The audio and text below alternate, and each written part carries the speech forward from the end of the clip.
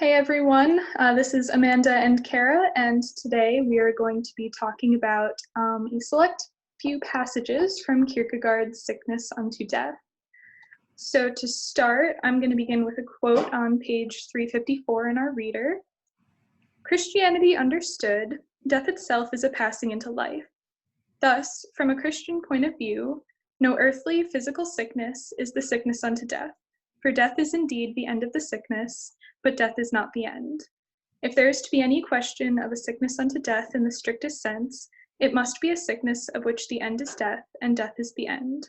This is precisely what despair is. In this passage, Kierkegaard's contrasting this Christian hope of eternal life or hope in the resurrection against this idea of despair that he sets up. So this really gets into Kierkegaard's notion of faith, faith being this tension between one's individual desires and the desire to do God's will. So the desire here to live versus understanding that one is going to die and relinquish one's life.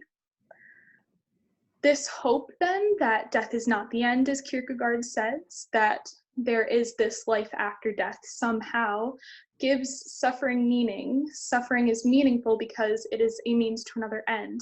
Death is the means of passing into this eternal life. And so faith entails then, in this sense, giving up one's own life in order to enter into this eternal glory.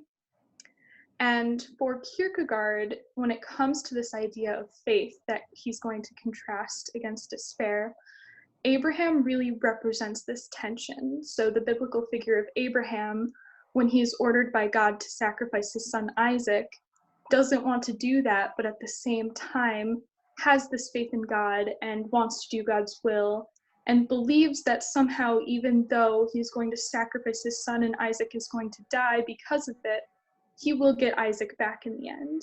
And now, of course, we know in the story that God does intervene, so Isaac does not die. But in the moment, Abraham represents that faith and that tension and that hope. So we should contrast this with the sort of non-Christian point of view and kind of understanding of faith and death and all that. So people without faith are not going to have a hope in resurrection or everlasting life. Death is essentially the final end, and it's the only end. There's no afterlife, there's no eternal glory, anything like that. So death actually ends up being one's only hope as an escape from suffering, because people who are in despair are stuck in despair because they don't understand that, or they interpret suffering as not having meaning. So they're kind of stuck in this eternal struggle of I'm suffering, there's no reason for it. The only way out is through death. So Kierkegaard talks a bit about what despair can look like, and to do that, we'll go to page 359 in the book, where he says, "Not to be in despair can in fact signify precisely to be in despair, and it can signify having been rescued from being in despair. A sense of security and tranquility can signify being in despair. Precisely this sense of security and tranquility can be the despair, and yet it can signify having conquered despair and having won peace."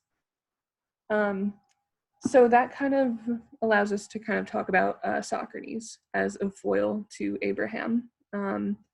Socrates at his death is, when he's commanded to drink the hemlock, is very accepting, very calm. Everyone else is like losing their minds because, Socrates of all people is about to die, but Socrates is like, yeah, cool. I'll do it. I'll do it for the sake of, the laws and all that. Socrates is in a sort of state of faith known as resignation, where he's pretty much just like, do what you will unto me, O Lord, is kind of like the idea there. And that's why he is so content to die, because he thinks it's the will of the gods, and the laws of Athens and all that. So while he may seem to be in a state of peace and tranquility, Kierkegaard would argue that he's actually truly in despair. And this kind of seems to set up a Freudian issue between conscious acceptance of death and unconscious despair. So it's really just an interesting understanding of how despair can impact the psyche as well. So that's all we have for you. So thank you for watching. Hope you all learned something, and like, comment, and subscribe to Dwayne. Bye.